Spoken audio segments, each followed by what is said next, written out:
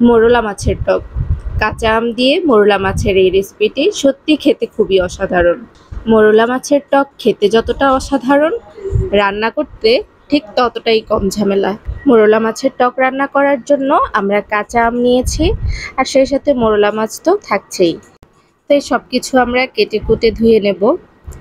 এবার একটি কড়াইতে আমরা সরিষার তেল দিয়ে নিয়েছি। তেলটা ভালো করে গরম হওয়ার পরে মাছগুলোকে লবণ আর হলুদ মাখিয়ে ভেজে নিচ্ছি।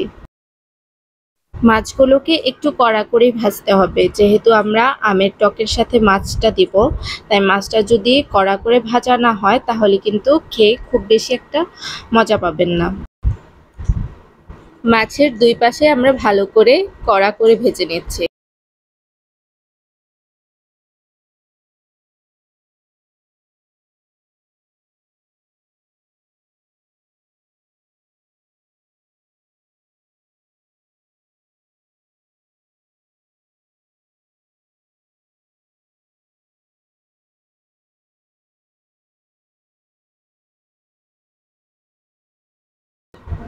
তো আমাদের মাছ ভাজা হয়ে গেছে, এবার এগুলোকে তুলে নেওয়া হচ্ছে। এরপর যেই তেলটুকু ছিল সেই তেলের মধ্যে আমরা আমগুলোকে দিয়ে দিলাম। আমগুলোকে তেলের উপর একটু কষিয়ে নেওয়া হচ্ছে।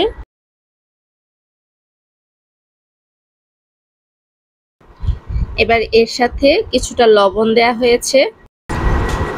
লবণ দিয়ে আরো কিছুক্ষণ কষানো হচ্ছে। এবার এর সাথে পরিমাণ মতো জল দিয়ে দেওয়া হচ্ছে। জল দিয়ে আমটাকে ভালো করে আমরা সিদ্ধ করব। এর সাথে আমরা একটু হলুদ আর মরিচের গুঁড়া দিয়ে দিয়েছি।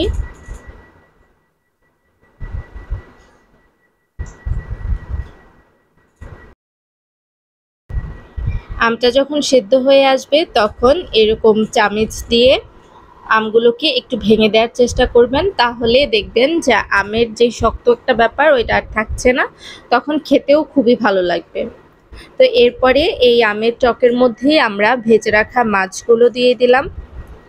মাছগুলো দিয়ে আমরা 2 থেকে 3 মিনিটের মতো চুলায় রেখে তারপর নামিয়ে নেব।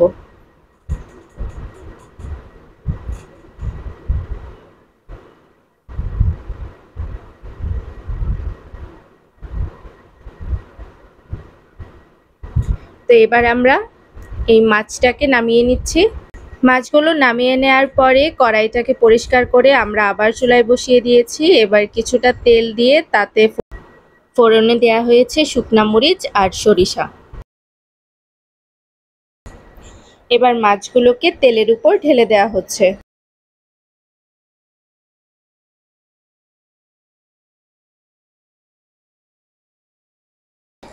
আর এর সাথে দেওয়া হচ্ছে কিছুটা ধনিয়া জিরার গুঁড়া। আমরা যে আমগুলো এনেছিলাম এই আমগুলো খুব বেশি একটা টক ছিল না, তাই আমরা 1 থেকে 1.5 চামচের মতো চিনি দিয়েছি।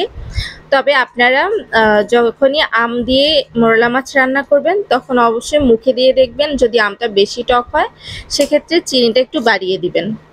তো আমাদের মাছ রান্না হয়ে গেছে, এবার নামিয়ে নিচ্ছি। দেখতেই পেয়েছেন আমরা কতটা সহজে মোরলা মাছের টক রান্না করে নিয়েছি। আপনারাও চাইলে এভাবে বাড়িতে মোরলা মাছের টক রান্না করে খেতে পারেন। আশা করছি আপনাদের কাছেও ভালোই লাগবে। আমাদের আজকের ভিডিওটি এখানেই শেষ করছি। আমাদের ভিডিওটি যদি আপনাদের ভালো লেগে থাকে অবশ্যই আমাদের এই ভিডিওটিতে একটি লাইক করে দিবেন।